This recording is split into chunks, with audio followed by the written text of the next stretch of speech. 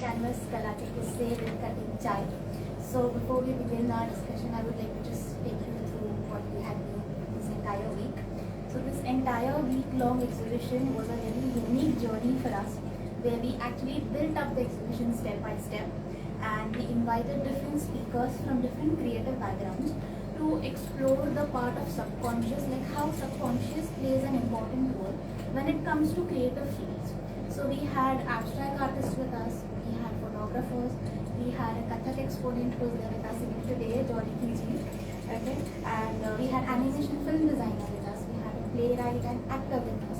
So in this entire journey of we came into different perspectives, different insights, how the subconscious, these doodlings or scribbles or thoughts are expressed in different manners. Like in case of the abstract artist, it was about their backgrounds they were from, like they were from their native places. So the impressions that these native places created on their minds were reflected in their paintings, through forms, through lines. Then in case of the playwright or the writer, it was about small incidents, could be a news article, something that touched his heart, kept triggering his mind continuously, and that somewhere came out in his work through a play or something he wanted to do. Similarly, in case of animation film designer, it was all about expressing things but exaggerating it with different emotions at the same time. The same impressions which environment was creating, it was all about that. Then in case of the dancer, when we saw the session with John T.G., we felt that somewhere it is a years of training that you have. It goes like it creates an impression in your mind, and that somewhere helps you to control your emotions, even transition from one character to another character, and there is a lot more to explore in that.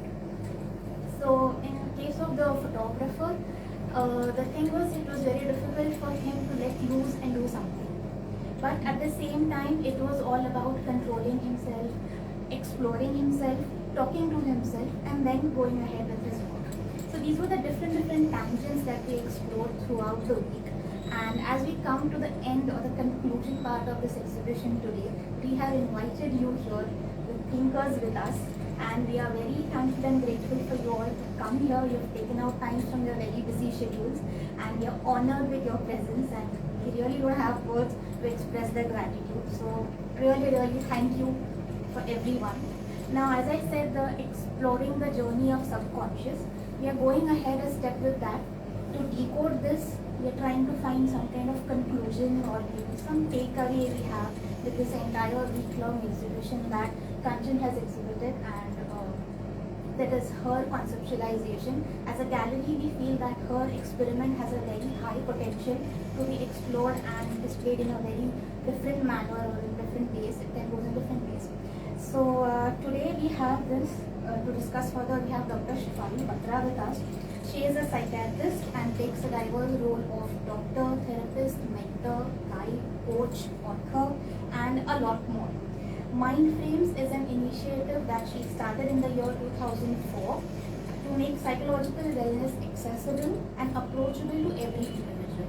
So today she is going to go ahead with decoding and giving us a little bit insights of our week-long experiment, and we are very keen to know that what is going to be the result of this. Do we have some kind of conclusion to this about all these scribbles and doodles that you're seeing around? So I would now like you to go ahead, and Kanchan, I would request you to take the conversation. Thank you so much, Shruti, and thank you everyone for being here.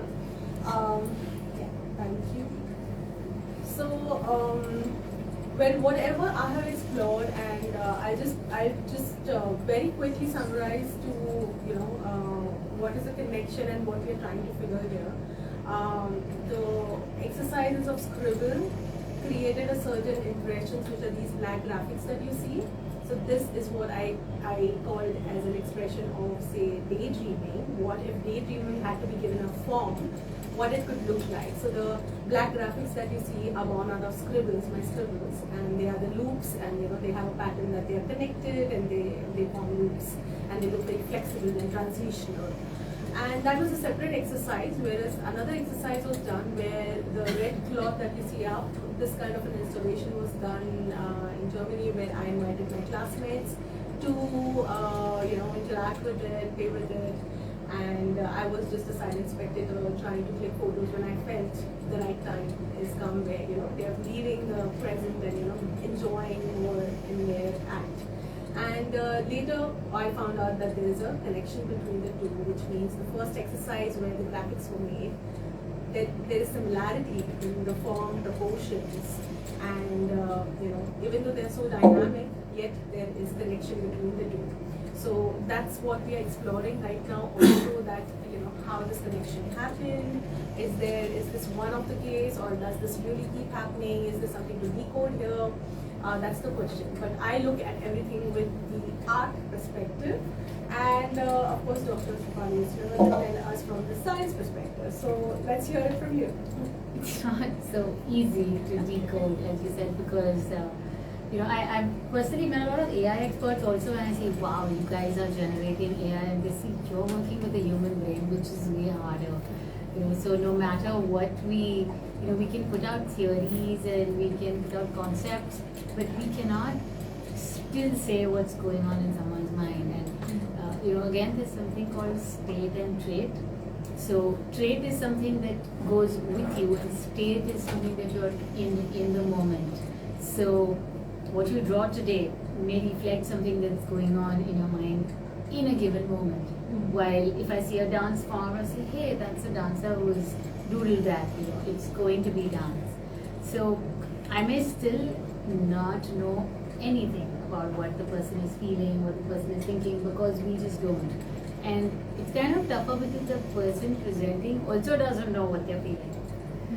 And here we've got an attempt towards making meaning out of something that is evidently very meaningless. You see, in mental health, we make meaning even of the formed, structured expressions. So we actually have tests called, if you're aware, we have draw person test. Now technically that art form there could be a person because it is a dancer, so it already is a person. Here we have a house, though of course there are some scribbles and then there's a house. But we have a house tree person test. So you have to draw a house and a tree and a person. And it's a very structured, the manual for HTP interpretation is a big fat manual. The size of the house, the roof of the house, the bricks on the house, windows in the house, no windows in the house, how many windows in the house, how many doorknobs, who is inside the window. Sometimes I think it's overkill and I wonder, are we overanalyzing? Because if we sit to analyze as a mental health professional, I could analyze, he's sitting with his hands folded, I could say that's defensive and so are you actually. Whereas, actually, you know what, everyone's sitting with hands, but some are open. Or the men are defensive. So that, I could just say that's an interpretation, but I myself can't be sure, but it is said, for example, since I'm a mental health professional, I sit in an office and like Sigmund Freud and, people come and they're talking their heart out. I should not sit like this because it closes my heart. It's a metaphorical way of saying it, but, and if you see women, when we walk in the marketplace, I actually walk like that because we're protecting ourselves. You don't want someone to brush into you. It's already defense without even realizing. And so sitting like that could mean you're on the defensive, which means as if someone's going to attack you. How do you reach out to someone if you feel you're going to be attacked and you're on the defense, right? Mm-hmm. So metaphorically connecting with someone means letting your guard down and being defenseless. For example, you can't love when you're defensive. So you've got to be vulnerable, right? Defense and vulnerability are opposites. But again, what I'm talking, I don't even think I had any idea that I was going to be talking this. So this is what I meant by impromptu and creativity, which just comes at any point in time. But there can be any kind of interpretation to anything. Absolutely any interpretation to anything. You see somebody crying in public, oh, what a public display of emotion versus, oh my God, she must be really feeling sad that she is so guarded otherwise, but she's so openly crying today. So this degree of sadness may be to an all-out new level, but different people interpret it differently. So the question again is, who is interpreting this? And to what purpose and to what outcome? Now, I am sometimes told, can you just stop interpreting people, because unfortunately 25 years of being a psychiatrist, all I do is just start reading. This one's smiling like that, this one's looking like that, this one's not looking at me, that one's constantly looking at me. So we tend to interpret everything. So we don't know what's really right or wrong. So I just say, I usually do my job when I'm sitting in my office and I'm being paid for it. You want me to analyze your mind, that's when I'll analyze it, you know. But so just looking at a few of these when I came in, so she herself also knew, Vikram said, I can't doodle, I just can't, which means, and he says, I'm just too restricted, I don't know what to draw. And maybe he was thinking, like, I don't know what you're going to make out of it, and what some psychiatrist will come on the final day and what interpretation you will make. I'm a very well-known name, so I'm not going to do it. You never know what people think. So, but I'm also making these interpretations. Maybe he just wanted to sign his name, but you shouldn't sign your name in public, by the way. But your banks will suddenly look different, your accounts. But no, I think back in the day, I'll ask you all, we don't go to buy pens that often. In school days, we used to go to buy pens. So we wanted to check if the pen was working. What would we do on the paper that bhaiya in the shop would give you? What would you usually do? Signature. No, what you would scribble or Name, yeah. I used to always write. I was always Yeah, sign, true. and I'm like, oh my god, that's such a wrong thing to do. Because you're just always writing your name 10 times to make sure that your signature is mastered and that guy masters your signature, which is what we do online today by leaving our names and email IDs everywhere. Because I'm very concerned about cyber safety, but that's another concept. But it's about leaving your mark.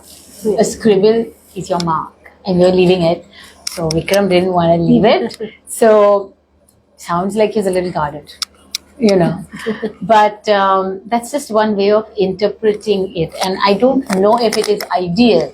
Unless he wants us to interpret, I don't think we will even be able to interpret. So one excellent way of interpreting a scribble is asking the person. So can I get his scribble? He scribbled right now. Yeah. So can I get his scribble, because I want to know what he thinks about his own scribble. So we are publicly analyzing his mind. Yeah, okay, it's right. You scribbled?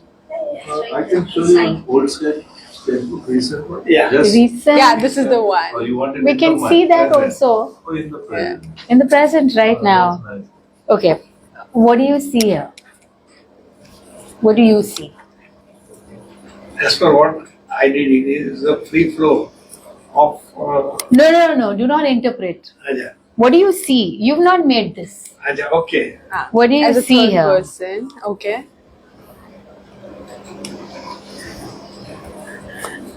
छोटे बच्चे ने scribble किया है, ये दिखता है. Yeah. Happiness. और कुछ? No leading questions. I also Okay. shouldn't have said छोटा बच्चा, but yes. What else do you see? I can see that there are multiple colors.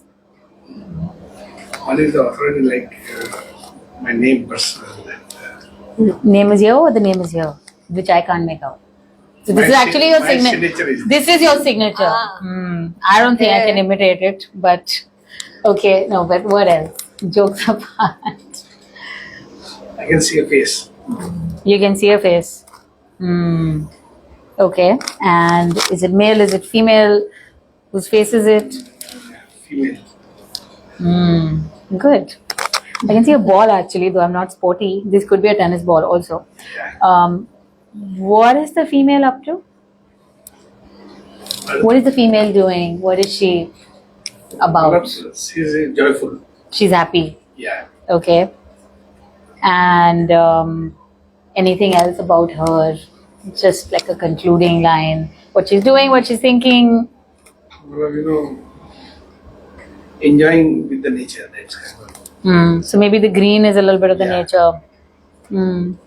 And the orange is, she's not RSS, right? Just asking. But the orange is full of light. Full of life. Yellow is brightness too. Green might be growth Yeah. or jealous. What do you think? Well, It's growth. Okay. I didn't initially see a female. I still don't. But he saw a female. He sees a female. He has long hair too. So that's, according to, you've heard of Carl Jung? No. Anyone's heard of Carl Jung? If you heard of Freud, his yes. friend Yeah, and then Carl later Jung. turned enemy, Carl Jung, people say, but it's Jung. So Carl Jung spoke of animus and anima. Okay, so animus is the male predisposition and anima is a female predisposition. So every male has an anima and every female has an animus. I mean, female is anima herself, but every female has an animus and every male has an anima. And animus is all about aggression, culturally in control, whereas anima is the soft, empathetic. I'm not saying that men with long hair are more empathetic, but I'm just saying, and not that women who cut their hair short are aggressive. But culturally, today the lines are really fading. Right. But just to say that he drew a female because normally when people are asked to draw a person, they end up drawing their own gender. They probably end up drawing themselves. But maybe he relates to a wife, to a daughter, to a mother. This would be in a personal conversation with him. I cannot make the interpretation without having that personal conversation with him. And I am not psychoanalyzing When I you. was doing this, my daughter was in my mind. Okay. So there you go. Like I said, I only analyze you when you pay me. So I'm not analyzing you right now. But based on what you said and based on my experiences with awareness about the rules and the regulations and the kind of people I've seen, so I would think that you would be thinking of some female, which you said in this case is your daughter, and she's full of life, so that's orange, and she's bright as a kid, and she's probably young and in her growth phase and studying. Yellow is her favorite color, so I think Yellow is her favorite color, and she's probably studying, and she's probably joined some new course. She's probably doing architecture or interiors somewhere. What is she doing? she is a graphologist as well as she teaches writing in the Handwriting. school. Okay, Oh, lovely. fair enough. So if she's creative too, of course, Creative, it's in the genes. I used to win handwriting contests at one point. So people say I'm a very atypical doctor who does calligraphy. But okay, so you were thinking about your daughter, and it was a happy time and growth and all of it, hair open, because you also haven't made a ponytail, so you can. So there's that sense of identification. So that's this seems more like a state at the moment. So state versus trait. I don't know his nature and his personality, but looking at his face and looking at his smile, I know he's a jovial person. I know he's a lively and light person, and he is full of life. And but at the same time, he does look like someone who may not always express what he feels because there's always a storm inside. But I won't get into too much detail, not publicly. But so traits are very tough to interpret, and I need some time to be with the person to understand what's going on in their mind. Not a Jyotishi or something who reads, I'm just a professional who uses principles. But again, that's my own power of understanding also. But this looks more like in this present state, this is what you were thinking and this is what you came up with. So that's more or less the understanding of this scribble. But it would be hard to do it without his inputs. I still don't see a female. Yeah, true. Who sees a female? I mean, we could see females in the clouds also. I see a face. I mean, the round is the face. Yeah. The round is the face. Yeah. So this is, this is the little fringe going up. This is the head, and this is the hair coming on this side. Okay. But he didn't think about it before he made it. Yeah. It in the came flow. It's came in with the the flow. flow, and this is actually what we call doodling. So he didn't think of It's drawing his free. daughter, but it became Daughter his. was the back of the mind and She was just at the back started of the doing mind, and I actually brought her to the front of the mind right now. Right. And this is probably showing that he really loves his daughter and cares about his daughter. And he didn't know it. He was communicating it Right. without knowing that he's communicating. But that's what we do when we roll our eyes upwards, right? Yeah. That's a little more obvious. We don't even realize, and we're like, hey, why do you roll your eyes upwards? Why do you make that face? I didn't make any face. You made a face. Like, oh my God, now my expressions are showing though I don't want them to show. Right? Or if you've ever noticed your little dream love, you just think about it and you start smiling. Like, what are you smiling about? Yeah. Normally you're so Khalus, why are you smiling right now? Unconsciously, we express a lot. You see, human beings always want to communicate. Always, always, always want to give a message out. And scribbling, according to Freud, I don't know if you've ever heard of his quote. Freud said that dreams are the royal road to the unconscious. And he said that scribbling is a royal road to the subconscious. This is what Freud said. He actually said it. Wow. You know, so I was also impressed that Yeah. he's worked with scribbles. So originally, this is called projection. What's in his mind is being projected here. Casted you. Yeah. He's projecting it here like a movie projector. It's just coming on the screen, and what's here is coming here. But it's coming in this form. It's not coming absolutely straightforward. But that's what human beings are. They're never straightforward. So that's another thing, just about humanity. But so Freud said that dreams are road to this unconscious, which I interpret dreams. So I do that as one of the things. But scribbling is a road to the subconscious. So you're definitely trying to say something. Coming back to when did we ever start scribbling? Do you think all of us have scribbled in life?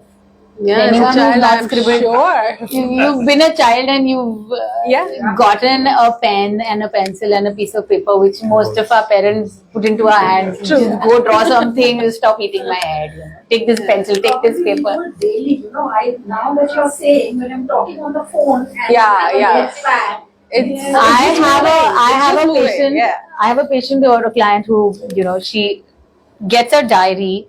She loves diaries. Every session she comes with a new diary, and it's full of. And I don't mind if she keeps doodling and scribbling in the diary. And even while talking to me, she's just going on and on. So I'm just looking there. क्या चल रहा है? I said, should I interpret that, or do you want to talk to me since you're sitting in front of me?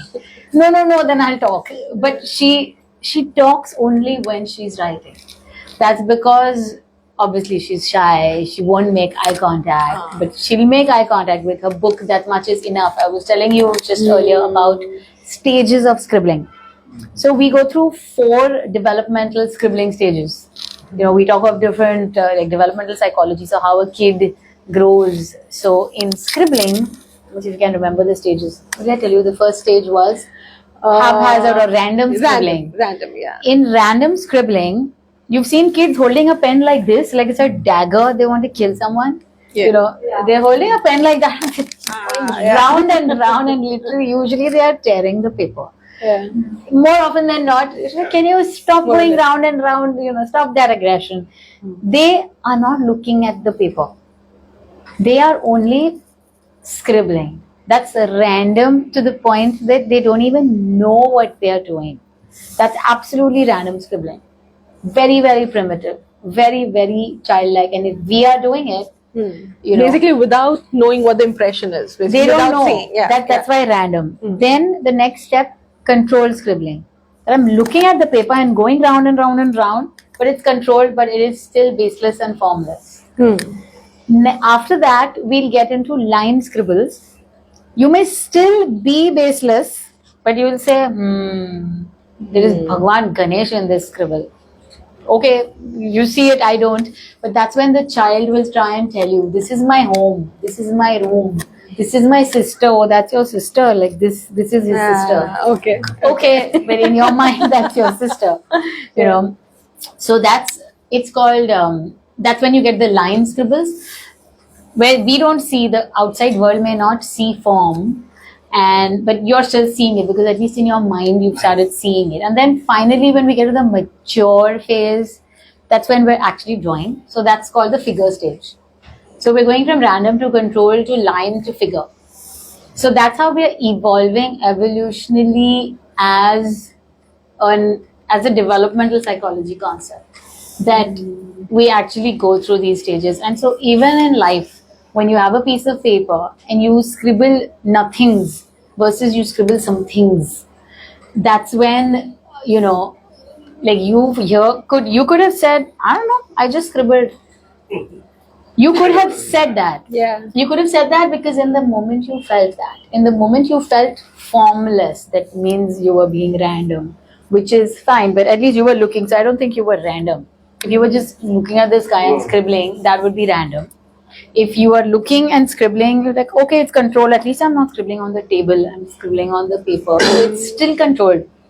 What you said the second part, yeah. Second part, yeah. So it's controlled, but later you decided to make meaning because now I'm asking you and we're on camera. So you said like that meaning to it. No, But you thought. at the end of the scribbling, just to add my daughter's color. Because So that's why you added the yellow. You You added the You yellow. did the yellow. Okay. You actually added it. So she was actually there. You see, otherwise, if you've ever heard of an ink blot test, Yeah. the Rorschach ink blot Yeah. test. So the ink blots are pretty structured and standard. Of course, it all started out with ink fell on paper, and then we decided to make it a test. And today we pay like a lot of money to buy that test, you know, to use it on people, the Rorschach test. So I could give you a blot. I could give this to you and ask you, and you may also make something out of it. That would be like a Rorschach, you know, just trying to make meaning out of a formless stimulus. And at the same time, if I show you the picture of a girl sitting with her hand on her forehead or something and ask you, what is she thinking?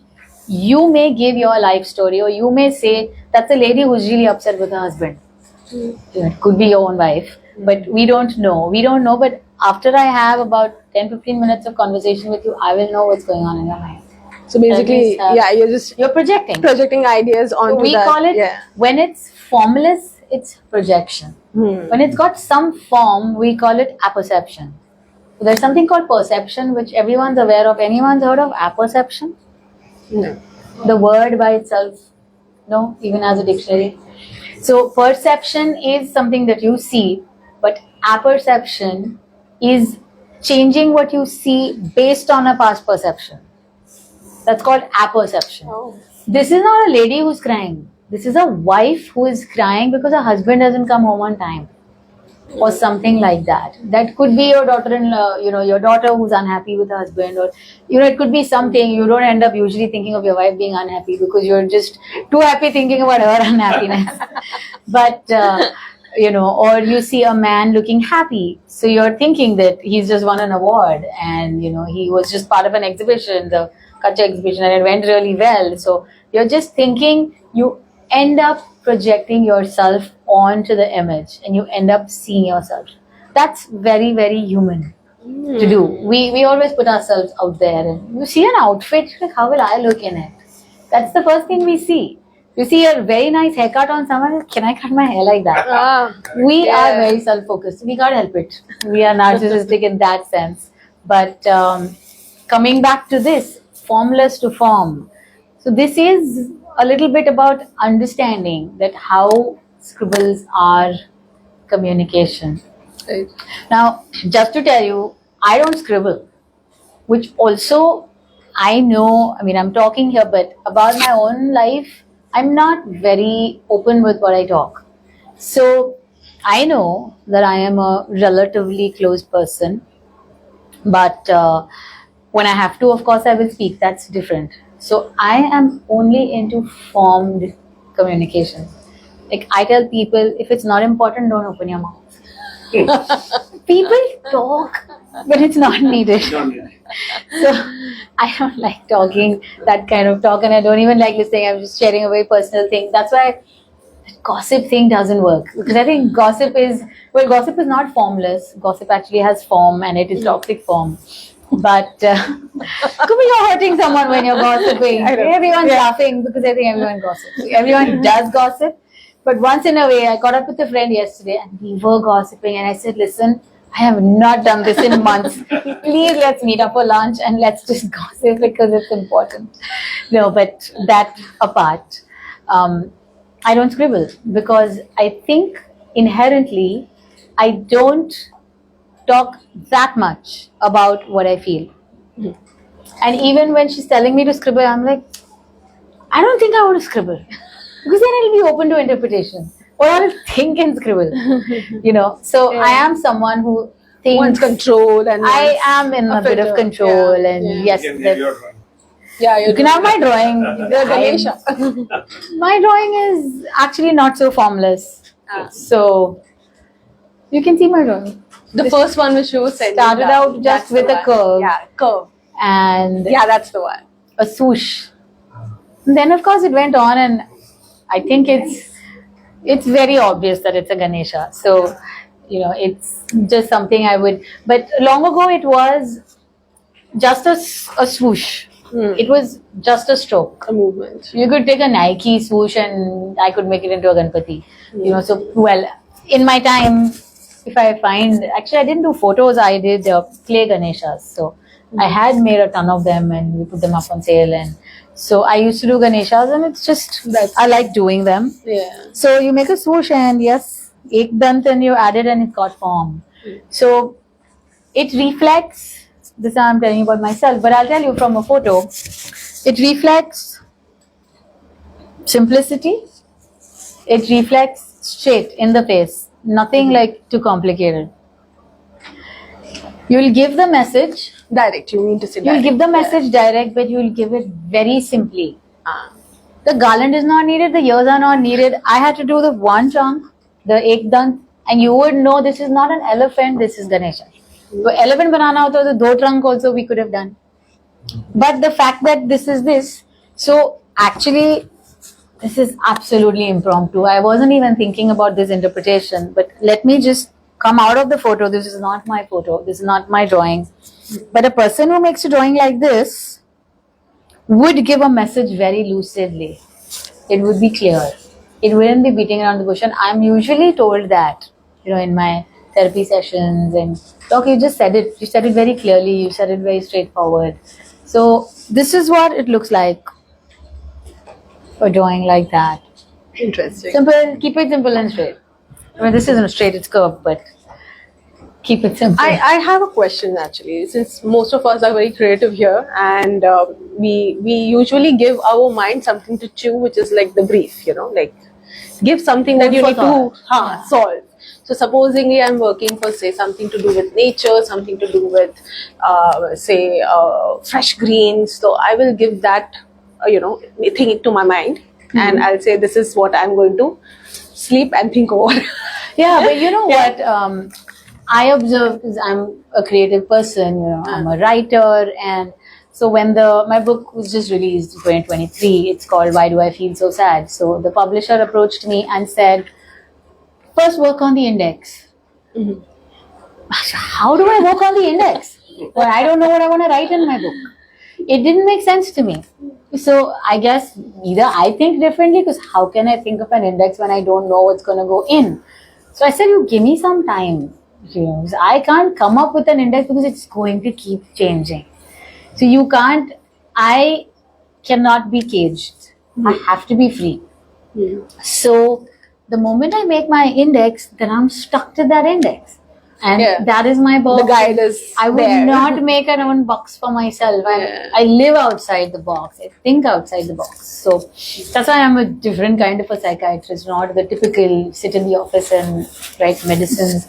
I need water. Yeah. There's one there. So can I have some water? Yeah. Thank you.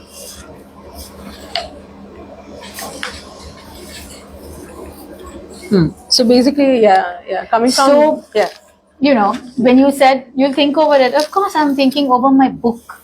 But I can't make an index and then stick to it. I can't stick to anything.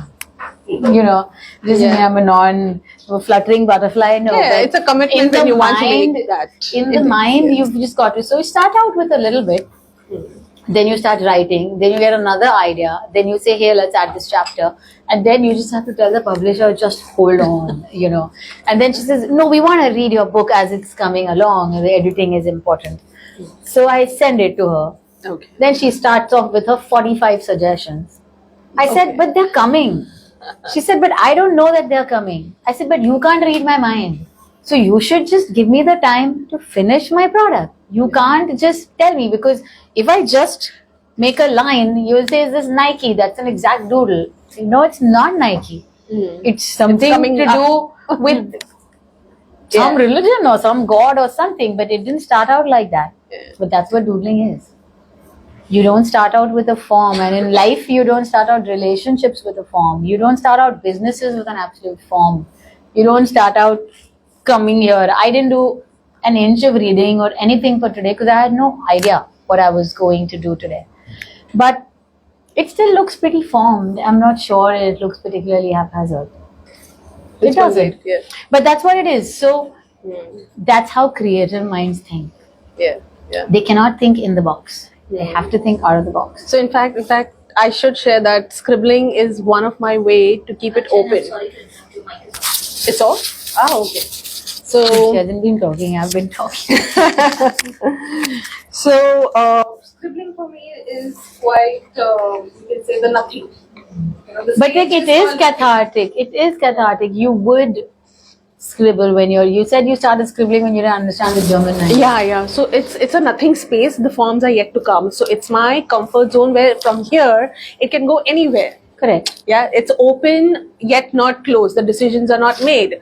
So basically, it's a stage where you can say, I always say nothing is more powerful than something. So that's nothing space is so much more powerful. I just feel very energized there. So it's like I'm collecting. Yeah, whatever it is, I'm just collecting in that line, collecting. And finally, when it's all shant, when the energy is all relieved on the paper, But then you have that Finally. energy inside which is waiting to come out. Yeah. Like the girl I see, terribly anxious, with books and books of doodles and scribbles, and she makes a lot of trees, and I'm trying to analyze like because she's writing stuff, notes that I'm asking her, an opinion on something, or tell me the 10 things that are bothering you. 10 things will be on one side, but the 10 drawings will be on another, and then now I'm beginning to see that they're always trees. Yeah. And as I told you, trees, I was telling you, trees signify growth. So if someone's just doodling a tree, we probably think, That's if we what's dream going- of trees, we're dreaming of money, because dollars are green and stuff like that. So Right. there are many interpretations, but it could also mean that you want to have a baby or something like that. It's pretty diverse because having a baby is also growth and Growth something in a like way. that. But that as a professional, like I said, we've got to get the context with your actual life, your real life. That's why you can't interpret something, you can't know a signal or a message from Right. someone else until you know what's going on in the mind of that person. Hand gestures in so many different cultures mean so many different things. Yeah. This is a bad word in Italy. We just want to ask someone, where can I get some food to eat? They'll bash you up because it is a bad word. So that's just, this is Action. Yeah. this action means something else in Italy. Yeah. So it's just something bad, Yeah. So until you know the context, you could go wrong. That's And these are the human meanings nature. that civilization is putting together. So it's that's where different there, it's cultural different here, sensitivity, and a cultural sensitivity even of an art form could be so different. absolutely. Yeah. So that is where human beings, there's so much diversity, even in general, like diversity in general, and then to get on to creativity. Creative people have a very, very wild and free mind. So they could go anywhere Yeah. and could go to dangerous places. So what do we do with that creative enthusiasm? But this is the real world, and there is so much to interpret, so much to understand, so much to analyze. So that's where when you next time doodle, or scribble, or sit and make meaning of it, and ask yourself what you might have done in this figure, and do it uncensored. At a certain point in life, I think I was doodling flowers a lot more, and at a certain point it was Ganeshas a lot, and so on and so forth. And I thought I used to do concentric circles a lot, like just going like a maze, which people say I am a little bit of a maze, to understand. somewhere it was So happening. here I just kept like it has to go round and round, though I put it in two ways that on the surface you will see me as very formed. But on the inside, I won't let you know who I am. In the inside, you will see it all formless. So you will not understand. So that's my way, subconsciously, of showing what I show, but absolutely hiding what I don't show. So you just wouldn't know. Yeah. Like the still waters which run deep. So all of these things reflect something about what's going on inside you. So it's pretty cool for you all to even understand your own mind as well as the mind of others.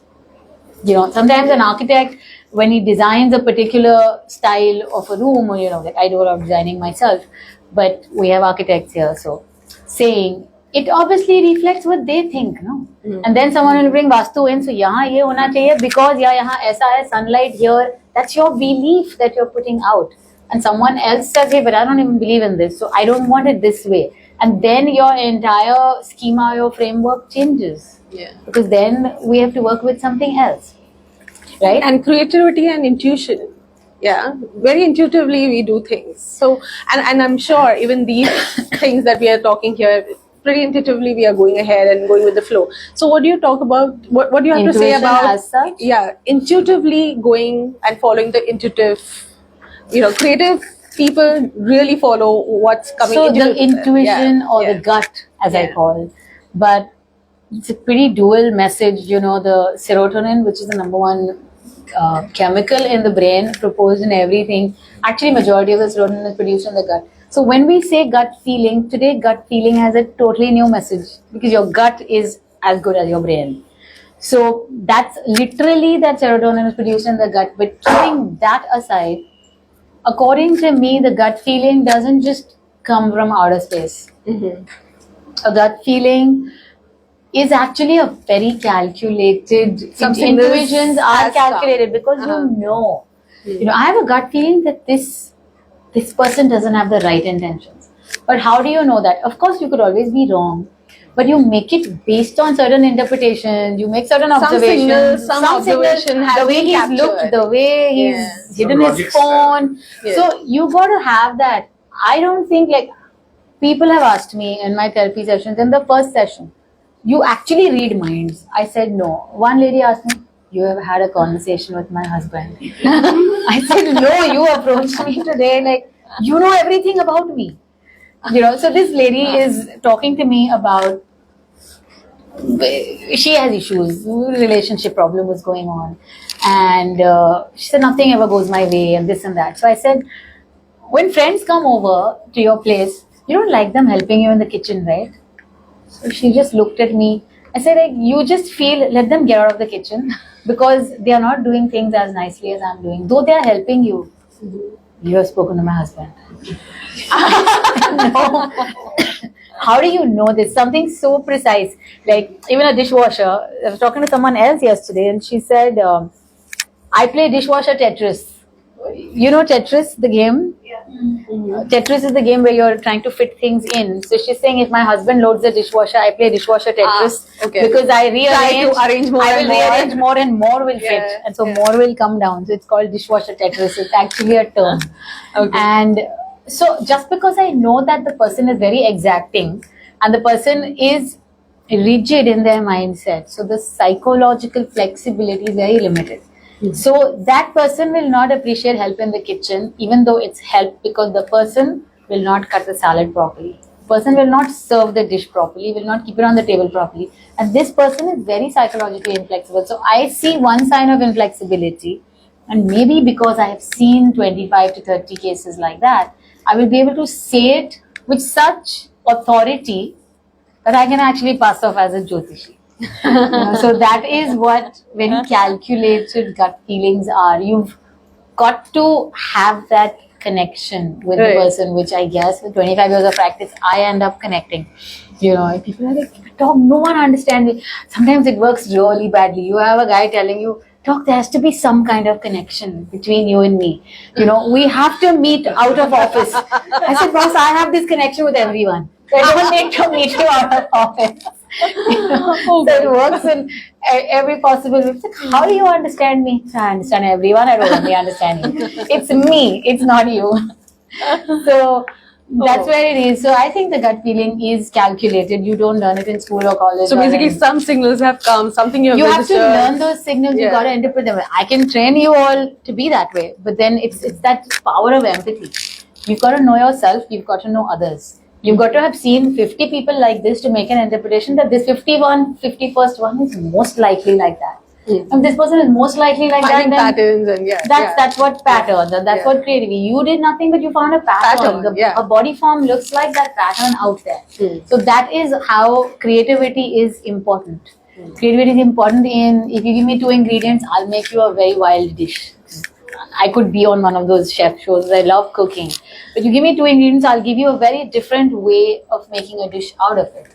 Right? But you've got to be creative for that. Or the parents tell me, talk to my child, he will not open up to you. I said, you know what, give me 1 hour with your child, I will know the entire history. And then the child says, Mom, when is the next appointment? And the mother's like, what even happened?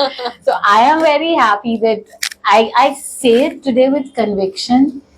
I know I could still be wrong, but I say it with conviction, I will make your child talk. Because I think I've done it so often that I'd find a way how to do it this time too. So that's what I mean by intuition or gut feeling. It is calculated. Otherwise, if you ask me, if I don't know, I will tell you straightforward because I'm straightforward. I don't know. And if I tell it to you, I'll say it with full certainty. So if someone asks me a question twice, don't ever in your life ask me anything twice, because if I've said it once, it's done. I am that straightforward. So Don't deviate. no deviation. No. If I had to deviate, I would see the options well in advance. So it's like बाद में change नहीं होता. It's पहले ही it'll be like, okay, I will consider it, but if I know I'm not going to consider it, no. You would like to have clients, don't deviate. Every other day we are having deviations in our site. No, come on. They'll tell you a perfect design and tomorrow morning I don't feel like this design anymore because in my dream another design came. So you've got to understand those things. Do this doodling exercise and get me on board. I will analyze their minds. I actually worked with, Rustam ji had once, the group had connected with me because they were like, we need to understand our clients because their minds keep changing. So, in every branch, yes, the mind is very important. So, how people think is, that is why it's important for you to understand how your client thinks. So that's very, also, very important. And that's the way to succeed in life. That's why making meaning out of the meaningless, apparently meaningless things. Nothing in life is meaningless. But making meaning out of the seemingly meaningless things is what will get you ahead in life. Interesting. So yes, please.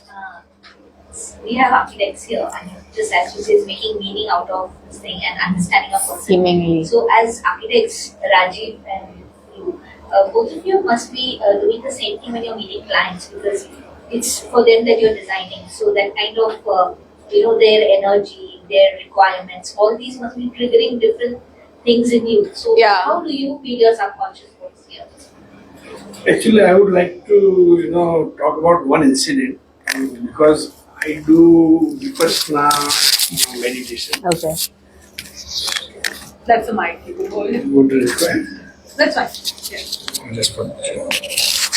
So I because when I know this, we are talking as a psych, so I really want what happened. I just want it to be analyzed. Sure. They say, okay, I used to do a certain size of project, and suddenly a bigger size of project came in my lap, and I was very confused, and how I will be able to satisfy or and in routine once in a year I go for a meditation. Vipassana. 10 days meditation of Vipassana. 11, So in that thing what happened, I was sitting for meditation and all, I couldn't concentrate, but things started sketching the whole project, designing in and the all mind. and The first everything. 2 to 3 days that happens.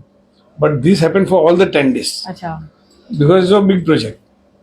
And each and every corner you can say has been designed in that 10 days. And after the meditation just got over, when we were able to talk, the first thing I did call the client. So your design is ready. So where it is? So it's mine.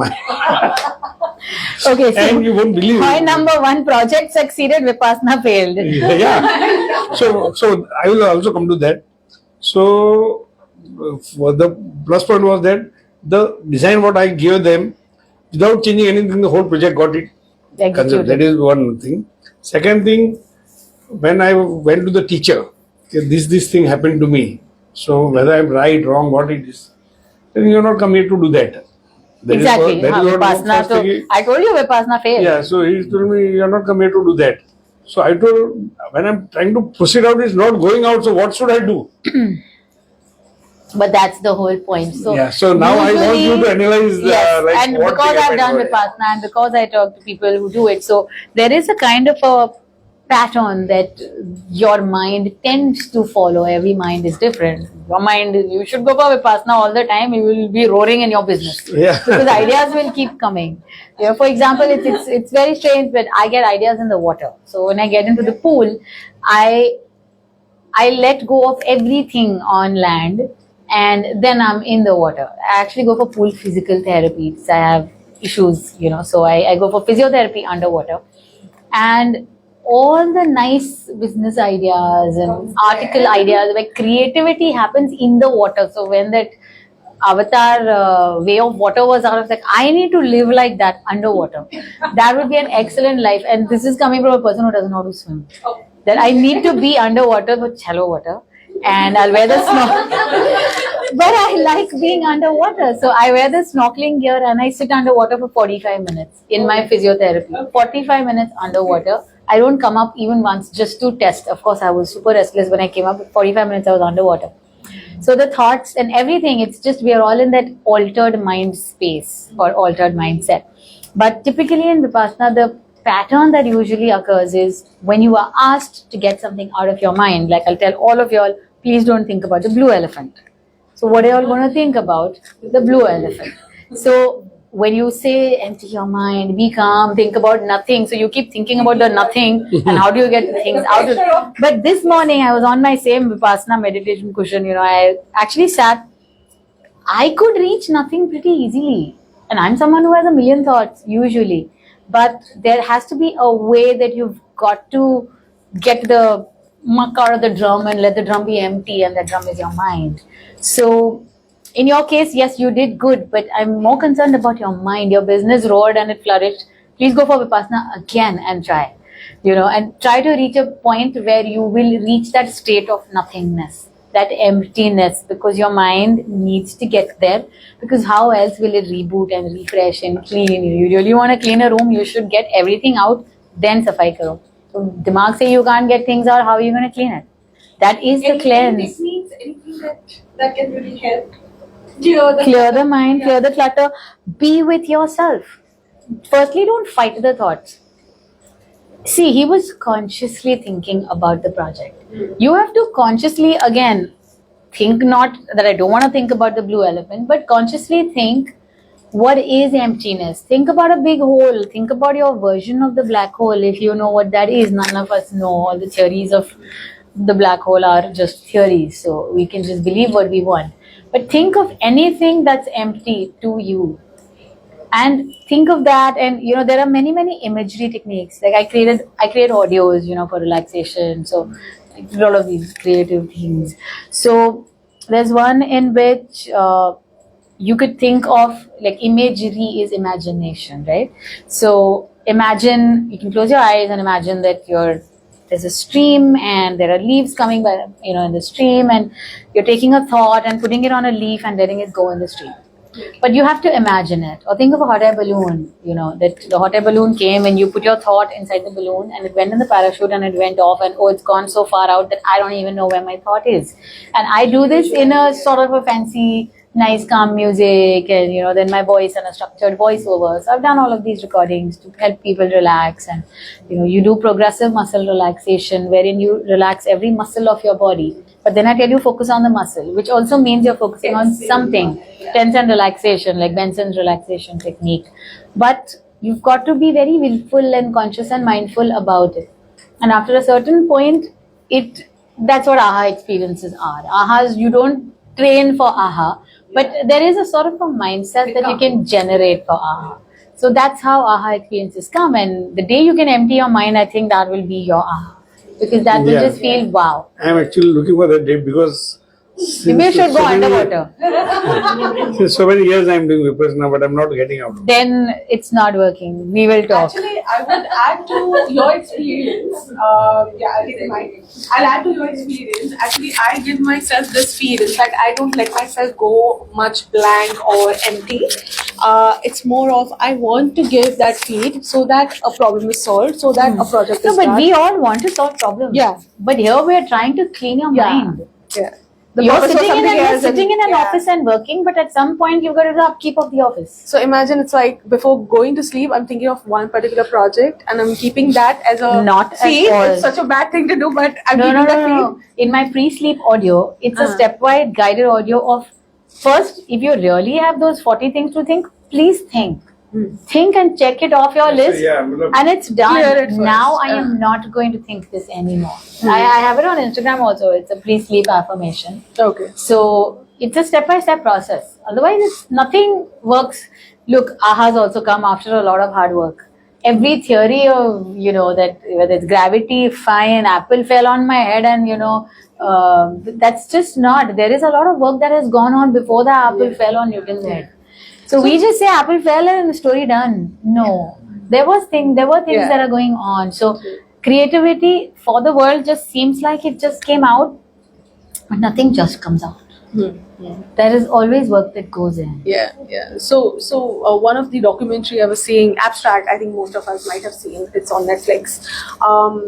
It was very well said that we usually as creative people try to keep something in our mind and try to connect and retrofit it somewhere. That's why creativity can't be forced. Yeah. It has to be natural. Real, true creativity has to be natural. Right. That's why you can't tell me make an index of a book and tell me tomorrow morning, then we'll approve of your book. I said, Right. no, my book will come out and then you think later what you want to do. So when the artist reaches that block phase, he goes out and he goes to the museum and tries to connect something to something, and the new You thing see the comes out. problem that these guys face? They are the designers and they have to design something that the person wants, and the mind of a person who's anyway so confused, and so it's a hard job. Yeah. Creativity, if I had to Creating for Come up with something what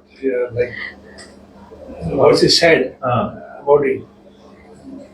yeah, but that's what art and the mind. About my experience a little bit, but I will ask the client to speak once and then not speak till I ask.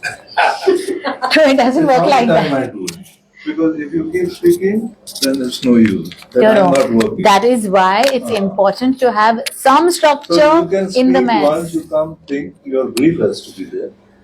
Beyond the brief, we'll note it down and No. we'll sound you off back on the brief. But people are not as simple and direct as that. No. It's my way of working. You come to me, I am not come to you. That's sure. That would not work as a mental health professional, because when a person is coming to me, they're like, sorry, I don't like the way you're. Otherwise, I'm not living my life. Yeah, you're being very black and white here, by the way. Oh yeah. But it is if- important because but black and every white time thinking- I've gone off that, I've never enjoyed my work. Working also. So it's Psychological inflexibility. difficult. Huh? That is psychological No, I inflexibility. will always then. No, have but a you're period of allowed that. to- There would be a period of some time going through this kind of work. I would call it low phase, or you can call it whatever different phase. But then my mind will try to work with getting back to again. that- Inflexible. Yeah, so I've designed houses where even women don't have it safe. That's difficult, but that's true. I'll ask when I want. It's not what you tell me I do. Because I started practicing like that and I said, this is wrong. It's a personal style, I guess. It's absolutely a personal style. Yeah, I was approached by another, I'll tell you the personal No, example. but I So, never did houses. I did commercial places, completely staying away from doing houses, primarily for this reason. correct. It's just, you are getting Yeah, fed, but no, and but you it's have to the delve same into way. someone's mind to think. Yeah. So I even tell people who work with me, you don't think what I'm trying to think. You think what you want to think. And it is your work He's has very to black grow. and white. Your You're work very, has to very black grow, and white. because if your work is based on others' thought, it will just keep jumping the same No, of course. thing. It won't grow in a thought process that you wish to say, okay, I've done this, now how do I interpret different, then different, then different. So if that Everything progression- works I 8 guess, clients I in would the meet still who would allow seamlessness, and the 2 would eat my head, which would just make me take the 8 people's time is gone there versus the time which goes Human to the beings are difficult others who are creatures. here.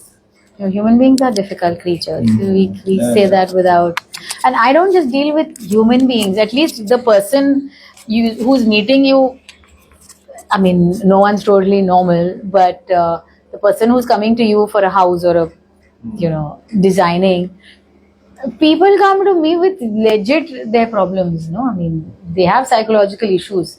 So imagine the inflexibility in their mind. No, but it's to even accept what someone else is saying. So if someone comes to me with hallucinations, and they are smoking cannabis, doc, I didn't tell you that I want to give up cannabis. I only want you to take my hallucinations away. So you see, to take my hallucinations away. So how your hallucinations going to go to cannabis? But how do you convince a person of that? I have a person with paranoid schizophrenia who insists that his every move is monitored. Every phone is tapped. People are hearing what he's saying. The conversations with me are being recorded. There is no way under the sun that I can tell him that this is not happening. How do I treat him? I tell him that I'm not sure of what you're saying. So you see the maybe, that's the inflexibility trying to say that maybe it's happening, maybe it's not happening. Personally, I don't think this can happen. But if you're thinking that it's happening, you tell me what do you want to do about it. No, because it's tapped, they don't let me get a job. When I give an interview, they monitor my conversations and they switch something and my interviewer doesn't give me the job. Paranoid schizophrenia, I mean, they have their own delusional systems. So I had a patient once who said that, on the Marine Drive signal, my life story is being portrayed over there. And it is being portrayed. There is nothing on earth. He said, doctor, you haven't seen it. I have special vision and so I can see it. There is no arguing. We meet people like that in everyday practice. They don't have a diagnosis yet. But that's what rigidity is. But people have their own beliefs. I just see people with a much serious degree of inflexibility. And the whole point there, I'm not teaching you how to do therapy, but I tell him, I said, so then what? I said, maybe you just keep trying. Just send your resume to more and more and more places. That person will skip calling one of those HR departments and you'll get that job. So, okay, I'll apply at more places. I need to get the job done. You have to find a trick way. I need to get the job done. And what is this? This is lateral thinking. This is cognitive therapy in schizophrenia, which is not common. Because you can't do CBT in a person who doesn't have a degree of cognitive awareness. But no, here you can. So you convince him that one person will miss it. So apply more and more and more. So now he's applying. At least he's on the job. On the track I don't care about his delusion. He'll get a job once he gets his job and he starts working. Yeah. Once he starts working, his attention to the delusions will go down and his life will improve. I need to improve his life. Not focus on what I believe in. That is where creativity and flexibility helps in every walk of life. So we're talking about this kind of flexibility, creativity, you're talking about that intuitive cognizance and everything. I think here we have two sets of teachers. We have two teachers here, we have two marketing people, we have two dancers. Yeah. So coming to the dancers, Rahul, can you give us some inputs on how your she has already shared a lot with us. So I'm asking you. No, wait, when you were sharing his rigidity of black and white, because as a you as an artist, so artists also always struggle because whether to be as creative and open, no boundaries, but if you have to be professional, then we have to set some boundaries because it's always between the commercial. So I work in the creative field, but I'm also an artist. I'm a classical dancer. So we are taught very strict, like I'm a Bharatanatyam dancer, so everything is very rigid, straight, taught. But in that also there's a lot of freedom. So if we are, for example, he was struggling to keep the mind free. So our gurus would always say, we dance so much that we're totally exhausted. When your body physically exhausted, then the mind opens and the spiritual realm to rise, you have to be totally down, and so we work, arias, our items are, strenuous. We call the longest item is a varnam, so half an hour we are dancing. And then we always pick up So the technical aspects of the dance we always present, and then when we are then the spiritual aspects come. So it's only when we are Yeah, you know, you escape have to from that. clear out, These things, at the end, I think spirituality is that connection is So what that's when everyone is seeking. your mind is clear, your heart is clear, you out of body experience. So Even when we both are speaking, that first pour it out. Release the energy, scribble it out like the way you said. That is the most. But scribble won't release as much as his intense dance intense will. dance would. So On the we other have to hand, make him design a city, and then he'll be so exhausted that his mind will be able to do Vipassana. Oh. So this is my We're hobby, talking about dance, him. and then I work for a design school. So I'm dealing with students who are just passed out of school, high school, and they want to get into a career in fashion design or interior design or product design, or so it's a design school. And then there's a lot of confusion. There's a lot of questions. But that's what diversity is good, because it tickles your own brains, Yeah. besides theirs. Because the more you do different things, the more your brain. Otherwise, if you keep doing the same thing, then it's a little it's monotonous constant for you struggle too. because they're building their careers. No, but They don't even know which is the right that's what- stream. Normally, it's assumed creative people can also reach that burnout and And how they're very much of the creative, same yeah, thing. So to be creative with creativity also. And you get some which are hugely creative, so they don't know they're good in everything they do. Some are borderline who struggle, who can make it, who have that. And most of them are in between swinging. So it's very interesting. So sometimes Students, we have Swapnil and we have Sunita here, who both dealing with students at a much lower level. okay. I think he's with the school. Swapnil, can you give us some insight? Sure. Oh yeah, right. So, but here actually I'm dealing with secondary school. So, like before learners going to him, they pass through us. So, so yeah, and we are actually dealing with their hormonal balances or whatever. Teenage life, and yeah, I mean that's what you see in my work. There are a lot of ups and downs. What try to. That's very pretty. And apart from this, I'm also a sculptor, so I look at things in a three-dimensional. Yeah, Excellent. It's so nice. so that's what I wanted to. Yeah. Sunita, can you tell us something? Because you're dealing with hardcore maths and science. Yeah, I basically love maths and science, and I teach just one student who's struggling with the teaching system and tests and everything. And I just wish our education would be not Systems so, would be. not so stressful for the kids, because to clearly understand and enjoy the concepts which I'm doing now at 60. I'm enjoying it a lot more than I did when I was really studying. All science and maths and things that I found stuff. I'm finding it interesting now.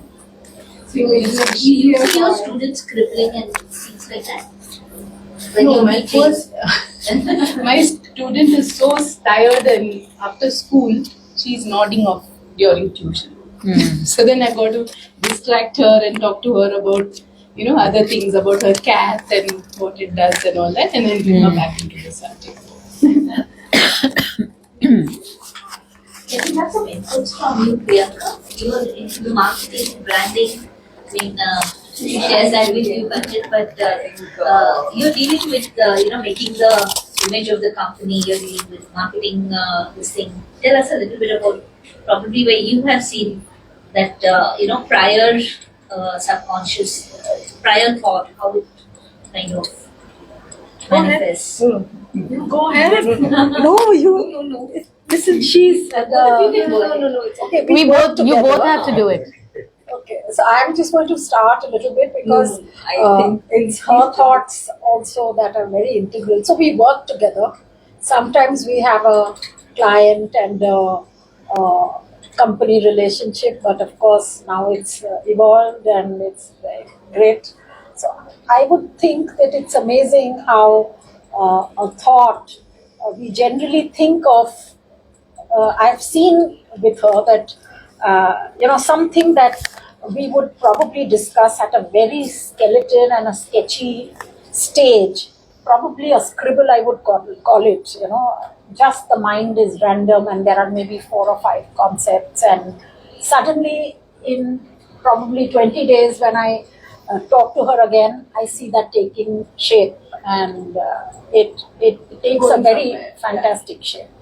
So, and then also the beauty is, you have all these colors and different lines intertwining and the whole thing comes together. So I also see different team members who are not really at different levels, everybody's inputs are kind of packaged into it, and there is kind of an excitement to give shape to that.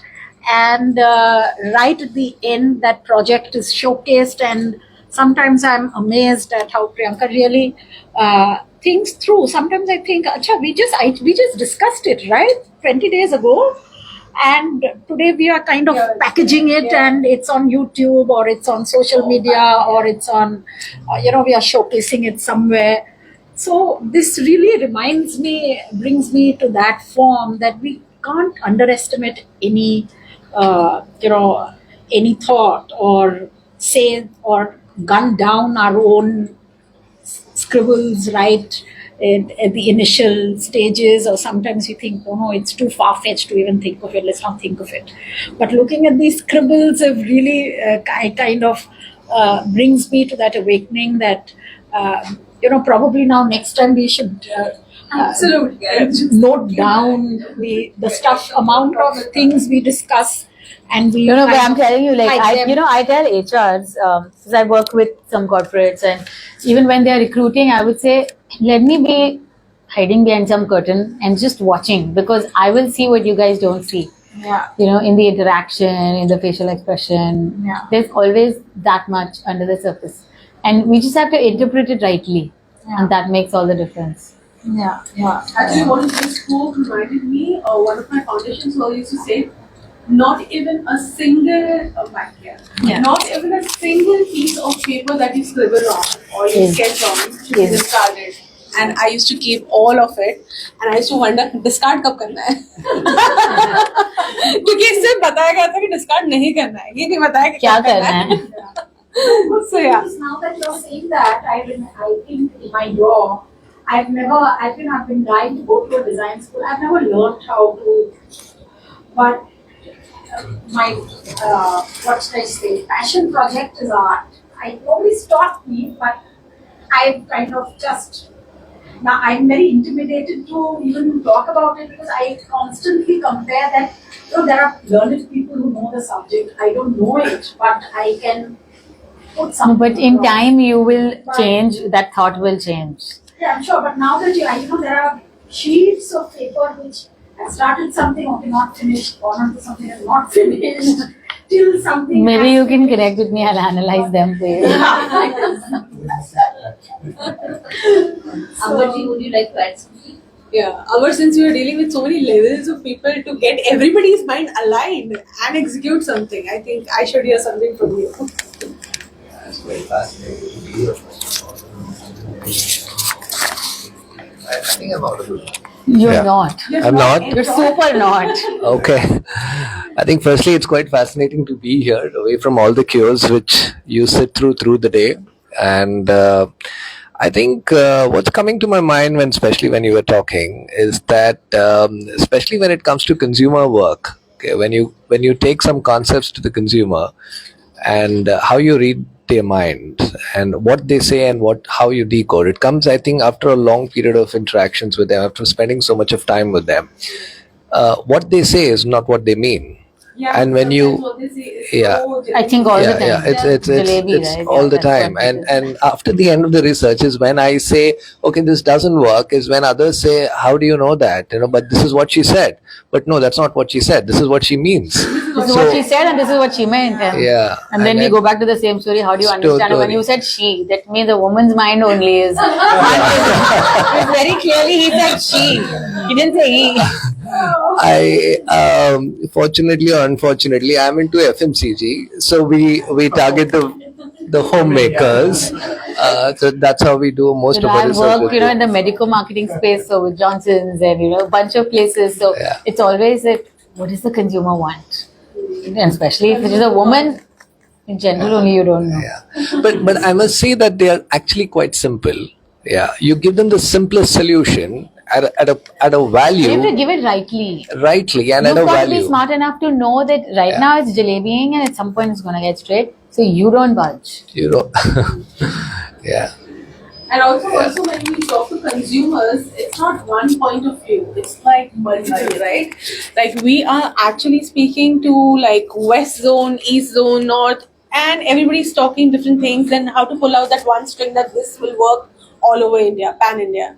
So that's I think summarizing job, and I think somebody like you would do a better job. No, but that's what, when you're saying pan India, north, south, east, west, I think we need 8 billion strategies for 8 billion people. India, That's- one thing works. There has to be different strategies and different. No, I'm telling you, 8 billion strategies for 8 billion human beings. That is the diversity in the world today. Nobody thinks alike and everyone's like so specific. So yeah, that's what it is. Kavita, would you like to add something? Kavita is an artist and she has started very late in life to get back to her passion. She does very nice figurative painting and she mostly does couples. Okay. And actually, I had no idea for what I have come here. I'm from Pune. I had come here for the exhibitions. I just wanted to visit the gallery because all the time Now you tell us. You came all with the time I have talked with this on the phone. So I just came to see the gallery and meet her, and I had no So idea. since you came with a blank slate, you're the best I candidate. had no idea on what I'm going to. So now what's on your slate? Since you came with a blank slate, what did we write on your slate? Actually, I have started very late in my career, like because of my kids and all. I've always seen my mother. She has come out very strong in all her life. We had a lot of ups and downs in her life, or it automatically it's my life. So I started having broad painting figuratives and putting on emotions in that. Like I relate each of my painting with an emotion. Very nice. So I have never scribbled. Because you're so arty that you don't scribble. They come with a beautiful I form. didn't have time to pick up my pen and paper.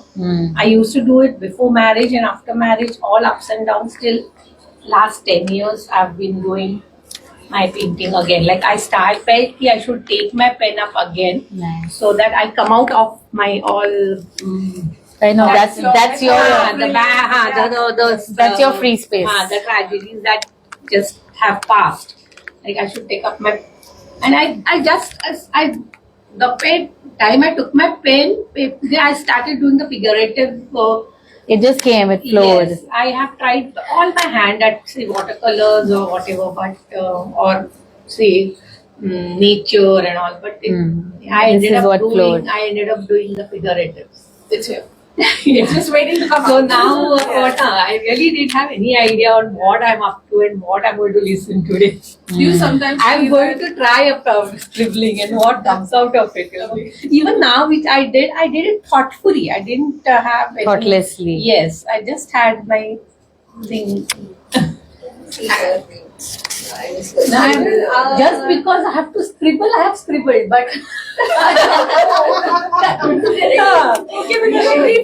No, you can't tell an artist like her to scribble. It's just too much of a downgrade. Because you dream of your painting and you dream of your painting and then paint. Like, is there a connection? No, I just sit on the canvas when it's a blank canvas. At first, usually the woman is the main figure in my painting because of my mother. This? And Is it this? Which one have you? that one. This one? Yeah. This is something I'd like to ask also, like what you're talking about. Sometimes you're just sitting with the canvas which is blank and you don't know really what is in the mind. But there is an energy that says it should come out, but the mind is saying, I am blank, I don't know what to do. Yeah.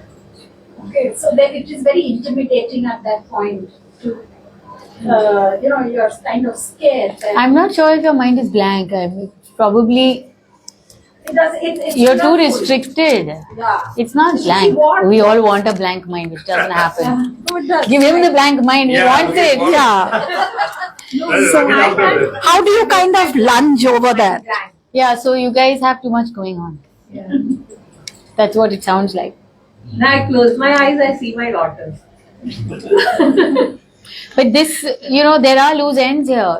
Things are not sorted. That's what I would think, because this one is just like really free, and these ones, even while they reach the end, I started doing from here.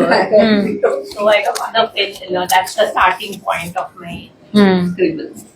But they're still ending sort of loose, in a way. There are loose ends. Everything is a little different interpretation, if we have to interpret. I think there's an interesting sheet anyway somewhere here. The textured one. Yeah. So this, My sheet also. It's in that.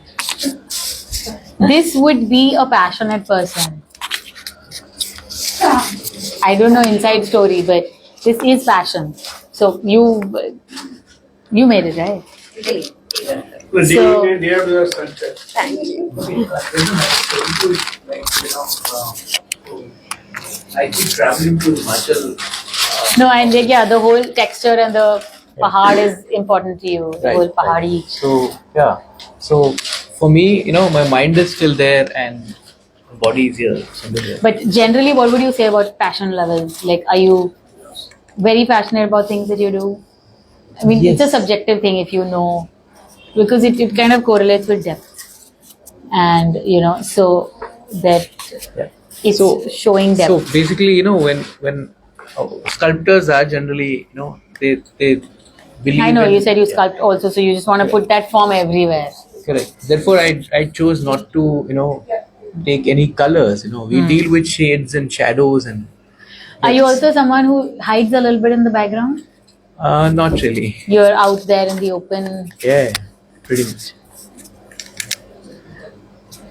Okay. Anything more about this that you see? And because otherwise, this is exactly like analyzing dreams. So if you give me a dream of yours, firstly, dream analysis is really easy. What if you don't remember a dream? That's okay. I think you sleep well. That's a good thing. So that's a good thing. Don't ever tell people sweet dreams. You say good night, please don't dream. If you wish them well. Because Dream is always there. That is what I understand. dreams are not, dreams are rapid eye movement sleep, which is a very hyperactive sleep. And the deep sleep is when you don't dream. So you should say good night, no dreams. But time, Yes. It is 7, right? No, So we should. actually now we can catch you separately with our sheets. Can I have your contact number or something? I'll send it to you, sir. Okay. So yes, thank you so much. I think we did have a very interesting deep chat. I think we can continue the session. Yeah. So you can continue with just Yeah. if you don't mind. Yeah. Thank you. Thank you, guys. Nice meeting you all. See you.